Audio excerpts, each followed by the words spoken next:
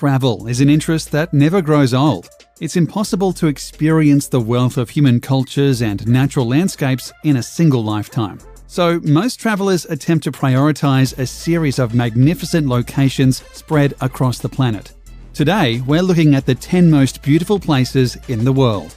The Maldives have a reputation as a stellar vacation destination with picturesque beaches and a string of seemingly perfect island paradises. But Vadu Island, part of the Ra Atoll, is easily one of the most jaw-dropping locations on Earth. By day, it looks like any other holiday destination. With a population of only 500, the small island mostly caters to tourists and beachcombers. But at night, something spectacular happens.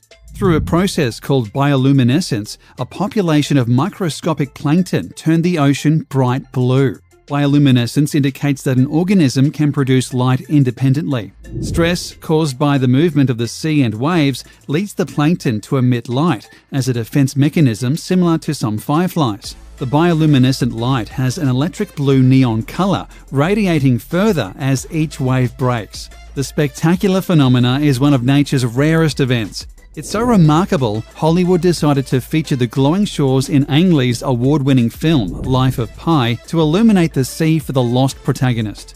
Also known as the Sea of Stars, this occurrence in the Maldives depends on several factors, including the year's climate and the growth of the bioluminescent plankton. Nobody can predict when and where the event will occur. Vadu Island is the most well-known spot, but it can also be viewed on one of the other 1,200 islands in the Maldives under the right conditions. According to locals, the spectacular event is more prevalent from late summer to the end of the year, but these are just personal accounts.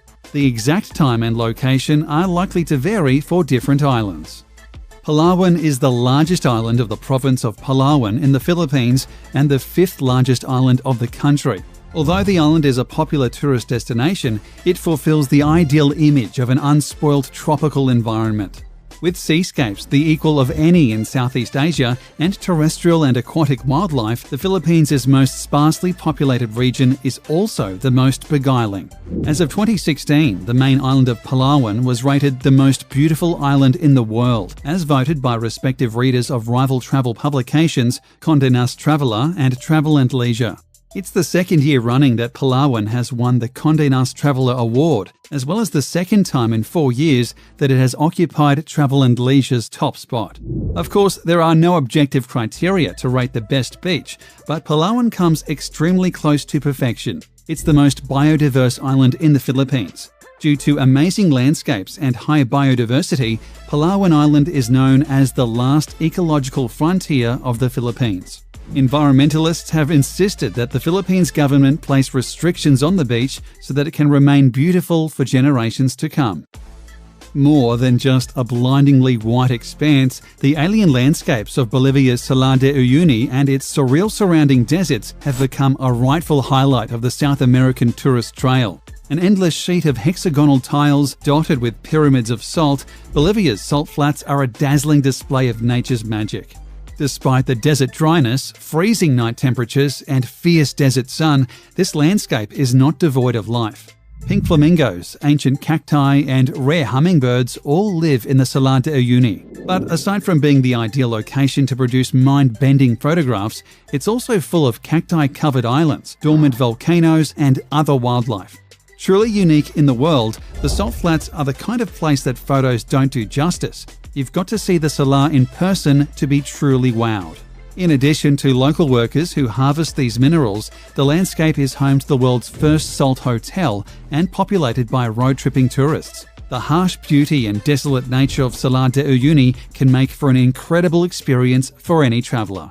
Provence seems to be nearly everyone's favourite bit of France. The natives are friendly, the summer weather is superb, the wine is good, and the pastis before dinner is delightfully numbing as you sit in the shade with little more to do than plop ice cubes into a cloud of anise-flavoured liquor. Whether you're cruising the clifftop roads, sunbathing on the beaches, or browsing the weekly markets, Provence has something to offer for people with virtually every interest. There are some incredible buildings in Provence, like the Palais des Papes in Avignon, which is the largest Gothic structure in Europe. It was built over the 16th century by consecutive popes. The Notre Dame de la Garde in Marseille, as well as the new Mucem building and Fort Saint-Jean, will take your breath away with their sheer scale and magnificence. And that says nothing of the natural wonders that spread across this enticing French region. The hiking trail between Marseille and Cassis is renowned for its beautiful wildflowers and delicious local products like honey and fruit. One of the planet's most awe-inspiring sights, the Iguazu Falls, are simply astounding.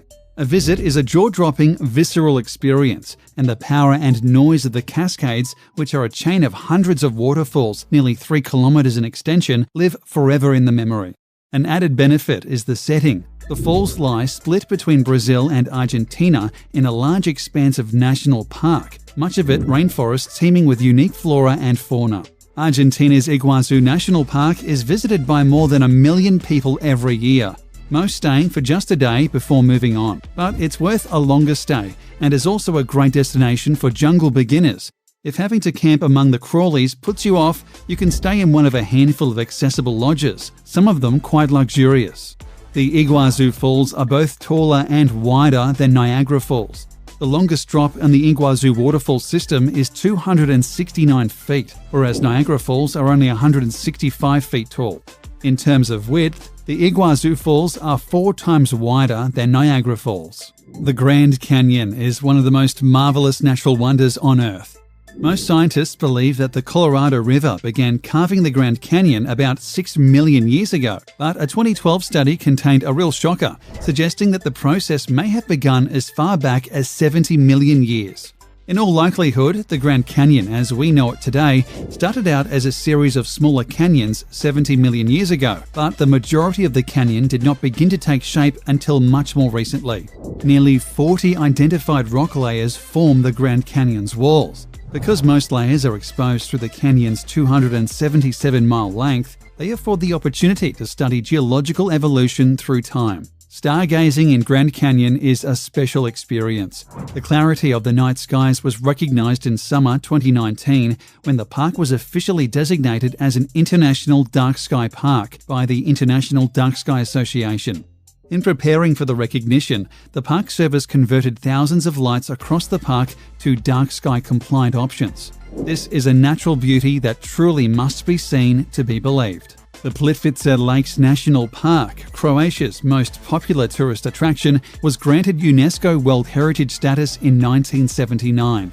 Located roughly halfway between capital city Zagreb and Zadar on the coast, the lakes are a definite must-see in Croatia. Simply said, it's gorgeous in this one-of-a-kind park. Lakes, waterfalls, and cool boardwalk trails all work magically together to create a very unique destination. Around every bend is another beautiful view. Be prepared to exclaim and take lots of photos. The waters flowing over the limestone and chalk have, over thousands of years, deposited travertine barriers, creating natural dams, which in turn have created a series of beautiful lakes, caves, and waterfalls. These geological processes continue today. The forests in the park are home to bears, wolves, and many rare bird species. Comprised of 16 lakes and over 90 waterfalls, the Plitvice Lake site is huge and there are loads of trails to explore. There are 22 kilometres of hikes around the lake system alone, with another 36 kilometres of hikes throughout the national park leading off the lakes. Even a brisk hike around the lakes will take a single day, so most locals recommend staying 2 to 3 nights. This will give you 2 full days to enjoy and experience the park. The Burmese pagan kingdom that ruled the ancient temple plain of Bagan in Myanmar was extraordinarily devout. Fervent believers in Theravada Buddhism, the Bagan kings and their subjects built thousands of stupas between the 9th and 13th centuries CE. Modern tourists regard the remaining temples of Bagan as the equal of Angkor Archaeological Park in Cambodia. In 2019, Bagan pulled alongside its Cambodian rival with its belated recognition as a UNESCO World Heritage Site. Rising from the plain's canopy of green are temples, hundreds of them, beautiful otherworldly silhouettes that were built by the kings of Bagan between 1057 and 1287. As the first rays of the morning sun creep across the parched plain, hundreds of red brick stupas and temple ruins turn a burning gold. It's a scene that has played out day after day for nearly 1,000 years, and watching the sunrise or set over the temple-sprinkled plains of Bagan is as magical today as it ever has been. For many people, Bagan is the very reason they flew to Myanmar. Though tourism is only beginning to proliferate in Myanmar, Bagan is certain to put the country on the map. Lençóis Maranhenses National Park in Maranhão State is one of Brazil's top natural attractions. It's an ecosystem formed of white sand dunes which cover 383,000 acres and look like bedsheets, or lençóis in Portuguese, spread out on the northeastern coast. At first glance, it looks like a picture-perfect desert, miles and miles of sand with almost no vegetation.